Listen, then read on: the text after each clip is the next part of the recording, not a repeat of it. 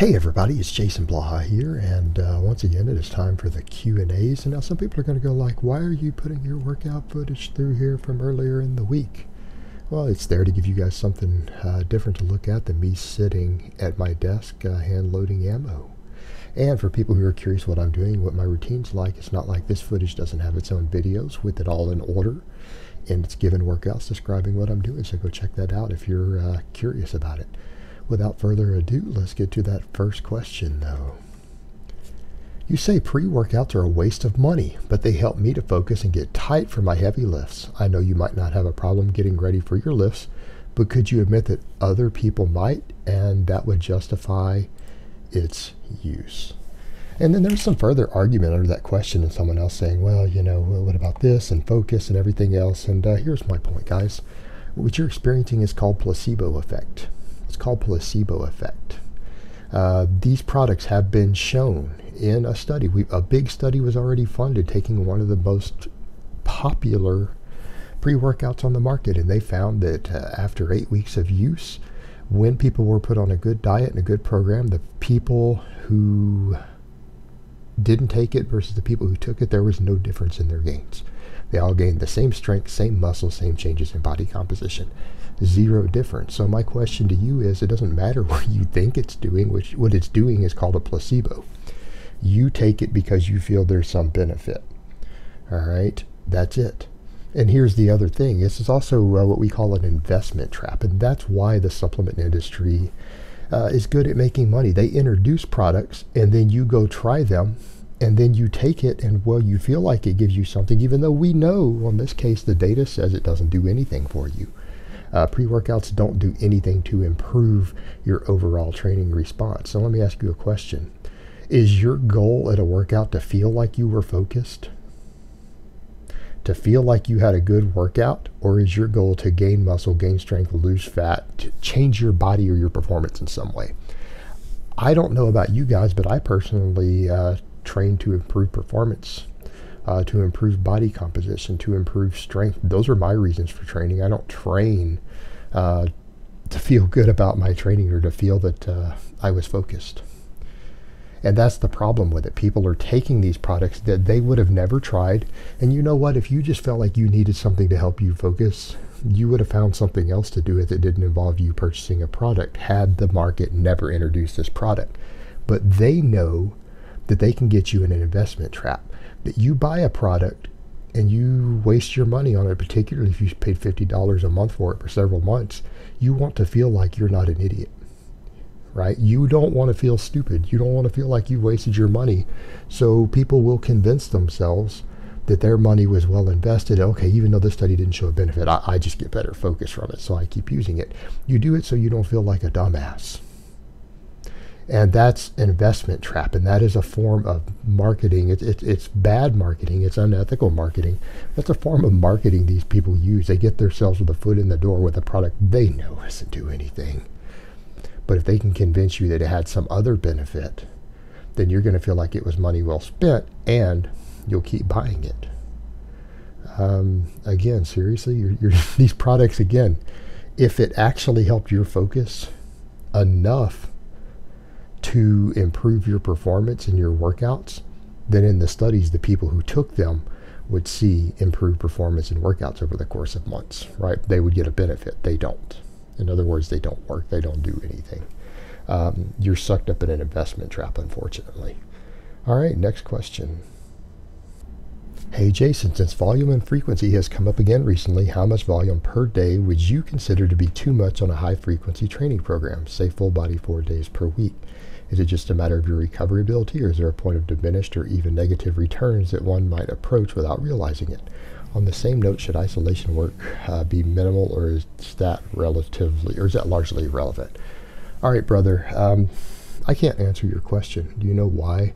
Because your individual minimum effective volume and your maximum recoverable volume for a given frequency are going to change. Meaning you're basically asking a question of how much alcohol does it take to get drunk? See the problem with that question? And I'm taking something that people are more familiar with. I don't know, how much alcohol does it take you to get drunk? How much alcohol is so much that you pass out from it? You know what? That's going to vary. You know what? And if a person drinks alcohol over time, isn't that going to change? Meaning, if you started drinking, would it be the same this week as it is 6 months from now or a year from now? Of course not. And people would say, why are you comparing alcohol to that? Because it's something that people can relate to. It's something people can relate to. If you're going to train full body 4 days a week, you're going to find your maximum recoverable volume real fast. And you come in and you start having days where you can't replicate your performance, your volume, or your intensity is too high. All right, it's that simple. You know when you reach it, when you're no longer able to recover and perform. But you've got to factor in, that's, again, novice type mindset. And you don't need to factor these things in. There are amazing novice programs written. I have 2 extremely time-proven free novice programs. There are several others you can get for free on the internet that are time-proven for years, and tens, if not hundreds of thousands of people have run them. You don't need to factor this in. If you're a novice, you don't know enough about training to write your own programs. If you are no longer a novice, you're not going to run the same workload day to day anyways. You are going to undulate your workloads, even on full body 3 or 4 days a week. So you're going to get to a point where you find your highest workload days, and your other days are going to be less. And if they aren't, then again, you probably shouldn't be writing your own programs. Go pick one of the many time-proven intermediate programs written by coaches out there. So you're kind of asking a question that is stuff you're going to have to learn over time working with yourself and others. It's not a fixed set of numbers, and it's something that if you can't figure out on your own, that's okay. Other people have written the programs. And I would tell most people, I'm just going to be honest with you. Anyone who needs to ask this sort of question, who's still at this level of learning, really shouldn't be writing their own workout programs. I'm just going to be honest with you. Don't write your own workout programs if you're in this mindset still. You're not educated enough to get the most out of a program that you write. You're just not. And you can have other people write free programs. You can run those programs for several years. Mine, other people's, they're out there that are good, they're time proven, that will teach you more about what you need to know while you're learning this. That would be my advice, because you're asking a question that's not a fixed number. This is actually a very dynamic set of numbers. Now, as far as isolation work should be minimal on a real program. Only bodybuilders on large amounts of drugs ever came up with the idea that you need to do massive amounts of isolation work. The problem with isolation work is not systematic overtraining. Isolation work can be particularly problematic on connective tissue in some cases, and that's usually what you have to watch with it more than anything. You're not going to overtrain on bicep curls, but you might inflame your tendons. So you need to be aware of. All right, next question. What programming advice would you give to someone in the military who wants to get stronger but struggles due to morning physical fitness training with work?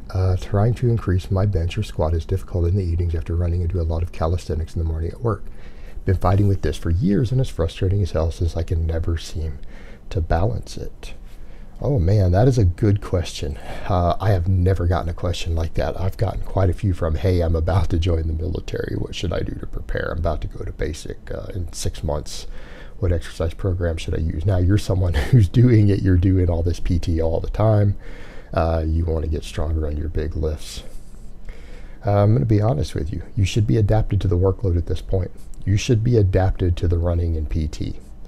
If you are struggling to gain strength on your big lifts like your bench press and your squat right now, you probably are not eating enough, particularly enough carbohydrates. You need more carbs in. Your performance is most likely going to be a result of not getting enough food to fuel the recovery and the training at this point.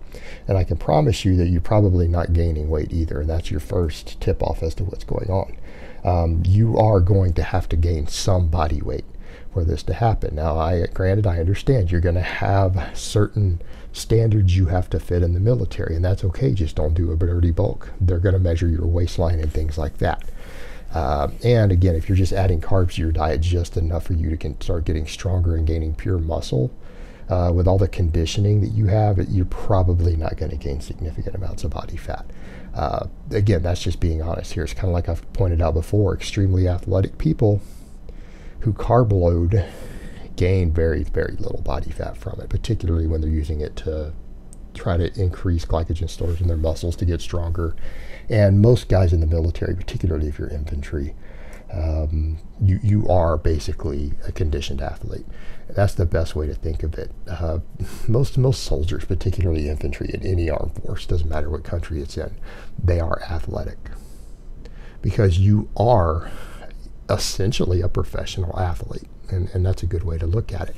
And like any other professional athlete, you have a lot of physical demands on your body, and when you start adding those additional demands, you're going to have to increase energy and food to compensate to make the adaptations, right? Because you are basically a hybrid athlete. That is what infantry is when they start strength training. You're a hybrid athlete, and you need to look at it from that perspective. You're simply not getting in enough nutrition, and I can guarantee you that's the problem, because I already know you're going to be on a schedule. You're in the military. They give you a schedule and a routine for most of your lifestyle, so I know you're getting enough sleep. Unless you aren't getting enough sleep, then that's where we need to look next. But at this point, you should be, after years of this, you should be conditioned to the conditioning to the point to where it's not interfering with your recovery and strength training, unless there is a sleep or a nutrition deficiency. And simply put, I think you just need more carbs, brother. All right, guys, but that's really all I have to say on that today. I hope it's been informative, and I will talk to you guys next time in part 2.